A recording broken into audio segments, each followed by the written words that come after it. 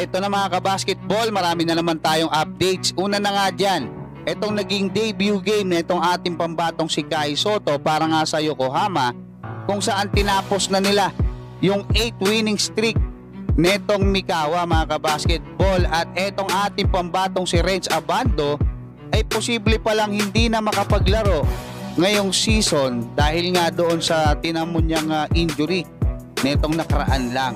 So umpisahan natin dito nga sa ating pambatong si Kai Sotto na off the bench, no?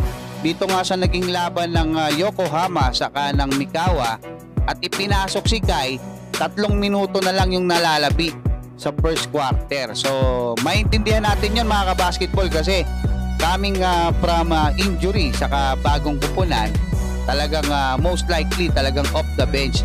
Talagang yung Scott, yung kanilang main center mga kabasketball, kasi kung napansin nyo, no, yung kanilang main center, yung si Josh Scott, ano siya matipid siya sa foul, may kulang din pero hindi naman ganun ka-aggressive. Actually 7 points nga lang yung naitala niya.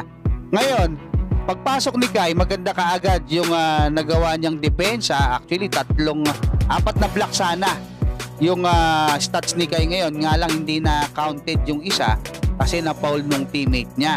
At maganda yung naging pasa sa kanya netong si Yuki Kawamura. Yun yung unang 2 points niya, no?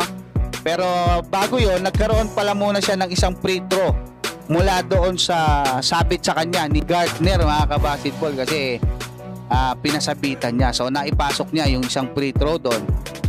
Tapos second quarter mga kabasketball, nagkaroon siya ng mga foul, no? Talagang inaatake siya ni Gardner. Isa pa yung sa napansin ko, no? Hindi naman kasi puro positibo.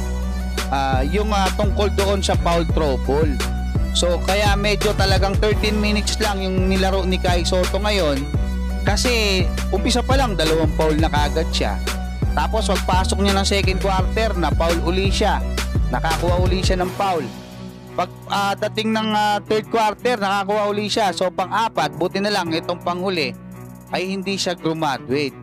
At yun mga kabasketball, maganda overall yung ipinakita ni Kai, especially nanalo sila dito nga sa number 5 team sa standing netong Japan B-League ngayong season.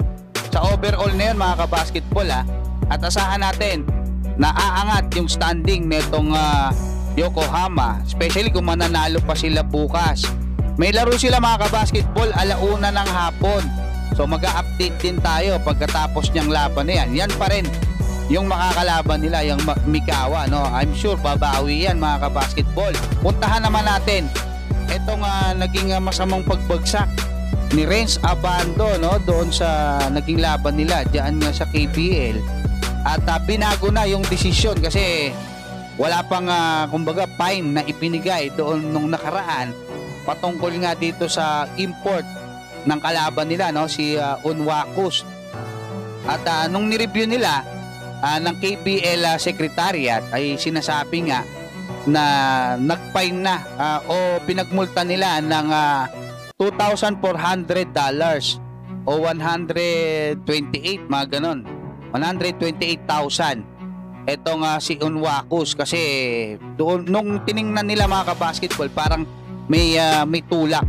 Especially mahirap kasi yun, nasa taas na si Renz, no? Hindi lang natin alam kung sinadya, kasi pwede naman kasi na hindi niya pa alam na tumalon yon, or hindi niya na-anticipate na ganun pala yung magiging epekto.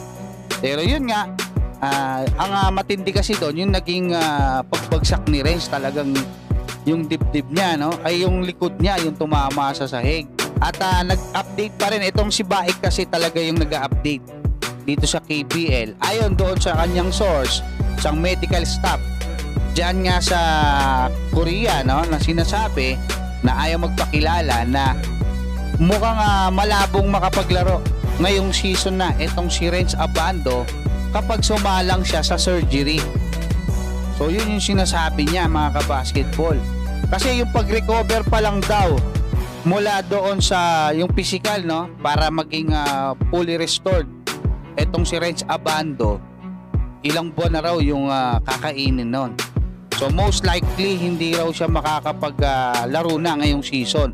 Pero ang tabayanan natin mga kabasketball, At syempre hoping tayo na gumaling agad itong si Renz Abando kasi kailangan natin siya doon sa darating na qualifiers, no, sa February. Yun nga lang, kung hindi talaga kaya, meron naman tayong mga kapalit.